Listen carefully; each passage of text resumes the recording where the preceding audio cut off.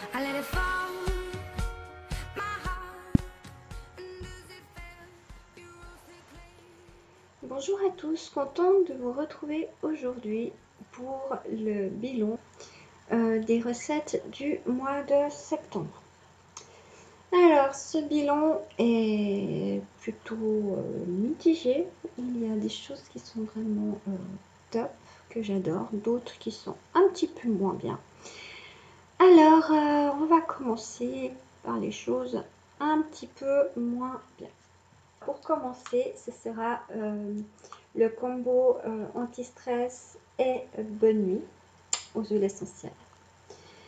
Ce combo, le combo bonne nuit sur le caillou, je ne sais pas si c'est ça qui fait quelque chose. C'est vrai que quand je le mets sur mon caillou dans mon lit, je m'endors assez bien. Ça a l'air calmant. Voilà. En même temps, c'est pas un somnifère, hein, mais ça a l'air calmant, apaisant. J'ai pas trop de soucis à m'endormir avec ça.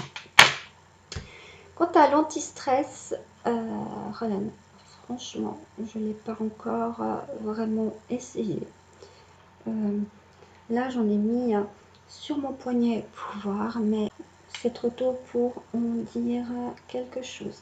Donc voilà pour ce combo qui est pas trop mal. En tout cas, pour dormir sur le petit caillou, je trouve ça pas trop mal. Concernant le roll-on, je pense que je vous en reparlerai parce que je n'ai pas encore pris assez de recul pour juger. En ce qui concerne le lait de Monoï, j'ai quand même été un petit peu déçue. Je le trouve très léger. Question hydratation, personnellement j'ai trouvé que c'était pas ça, quoi, parce que c'est vrai que quand je mets des laits comme ça, même s'ils sont très légers, j'aime bien qu'ils m'hydratent la peau toute la journée, ce qui n'est pas le cas. Donc il faut en mettre en tout cas 2 fois par jour pour avoir la peau bien hydratée. Donc pour moi, pas assez hydratant à rajouter de l'inuline, voilà, ou alors de l'hydratation intense, mais il faut vraiment rajouter quelque chose. Mais bon, on peut le sauver, hein, j'entends, c'est pas non plus un désastre.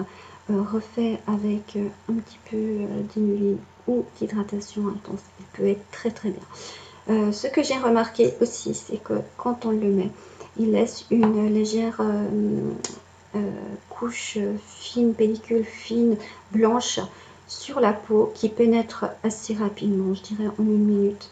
Mais on n'arrive pas bien directement à faire pénétrer le lait. Alors voilà pour ce qui est de ce lait corporel.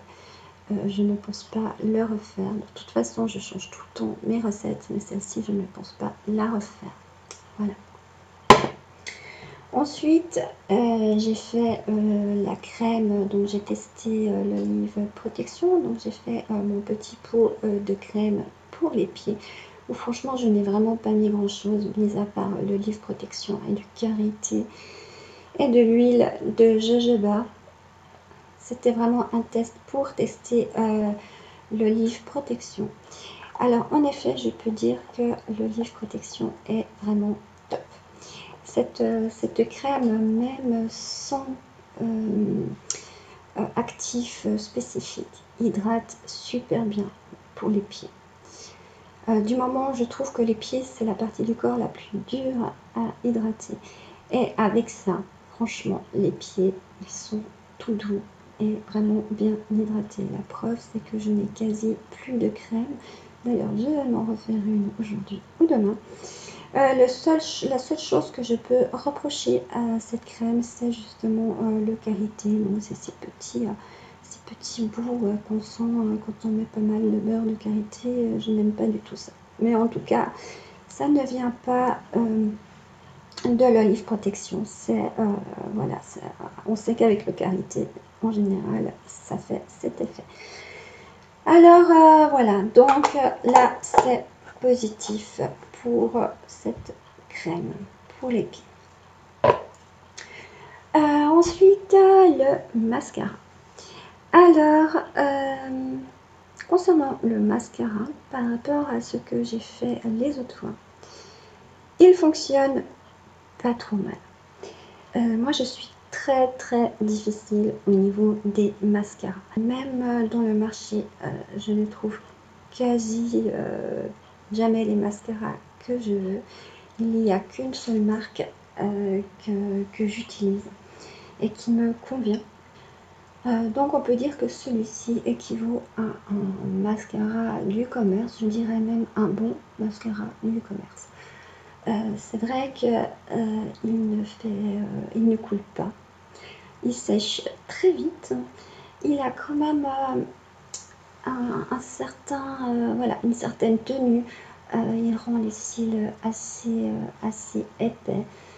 Question longueur, c'est encore pas tout à fait ça. C'est pour ça que avec celui-ci, ce que j'ai fait, c'est que j'ai mis une couche de mon mascara que j'adore, qui est quasi fini. Donc j'en ai juste mis un tout petit peu sur mes cils, ce qui fait juste la forme du cil, puisque le mascara est sec. Et j'ai rajouté celui-ci par-dessus, et là c'est top. Franchement, alors juste que l'autre donne la forme du cil, voilà. Et après, en rajoutant celui-ci, c'est vraiment super. Donc ce mascara, franchement, il ne coule pas. Voilà, j'ai été quand même surprise en bien avec celui-là. Et voilà, je pense que la prochaine fois, je rajouterai un petit peu encore de volume cils. Mais enfin, je suis sur le bon chemin pour trouver une recette de mascara. Voilà. Ensuite, alors, nous avions le shampoing au sel d'Himalaya. Alors, c'est vrai que ce shampoing, ça m'a pris comme ça d'un coup. J'ai testé pour voir ce que ça pouvait donner. Et franchement, génial. Il est franchement super. J'adore vraiment l'utiliser. Il a un pouvoir, il rend les cheveux super doux. Ce sel, on ne le sent pas vraiment sur le cuir chevelu. Mais d'ailleurs, dans les cheveux, j'ai l'impression qu'ils font bien quand on se lave les cheveux. Mais vraiment, les cheveux sont super brillants avec aucun cheveu gras. Ils sont vraiment super propres. Presque pas besoin de démêlant. Ils s'hydratent vraiment super bien. Et les mains également, parce qu'avec le sel, je pense que ça fait aussi beaucoup de bien aux mains.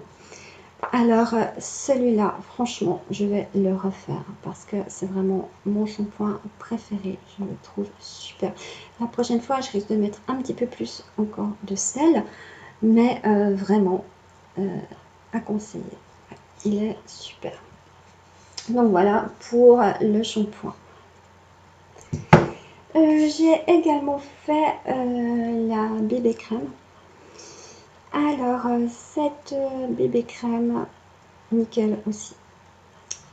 Franchement, c'est vrai qu'en général, moi, je ne supporte pas tout ce qui est fond de teint, bébé crème, etc. du marché.